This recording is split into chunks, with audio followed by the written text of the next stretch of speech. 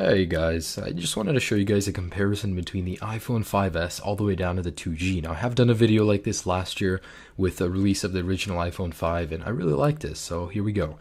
Now in advance I do apologize for the number of hands on the screen. I had to get some people to help me with this.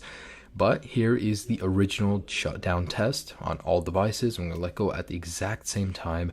So there it goes. Surprisingly, the 3GS was first, followed by the 3G, then the 4, and then the 2G. There's something about iOS 6 and lower that actually makes the shutdown time a lot faster than iOS 7. Although all devices on iOS 7 shut down at the exact same time, which makes me think, what did they change? And in a second here, they should all be turning off at the exact same time. Now, while performing the boot up test, I just want to let you guys know it's important to notice that from the 5S and to the 2G, there's a massive difference in processing power and RAM, obviously.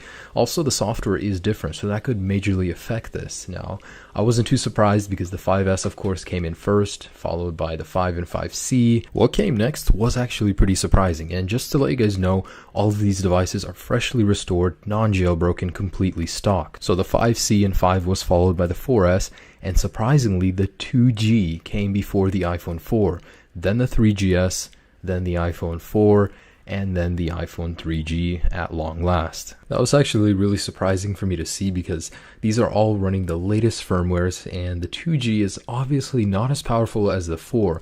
It's just the booting sequence and the way it works probably was changed in iOS 7, so that could be at fault. Now for the last couple of tests, I'm going to load reddit.com and apple.com, and the 5S is almost instantaneous. Thanks to the extra processing power and the new Wi-Fi capabilities, it's an amazing web browsing device, and it goes downhill from there to the 5C and so on. Just to confirm, all applications have been closed in the multitasking bar where applicable, and we're just going to go ahead and load reddit.com. And here we go. So this is reddit.com, launched on all devices at the same time. The 5S is king in this test as well as all others. Then comes the 5, then the 5C, then the 4S, and then the 4, and so on. So what did I learn doing these tests?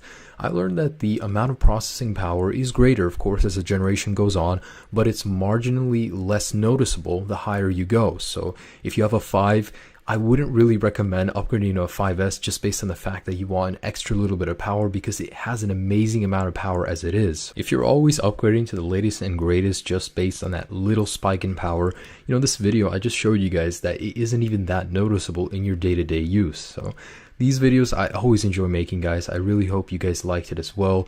Have a great day, guys. Peace.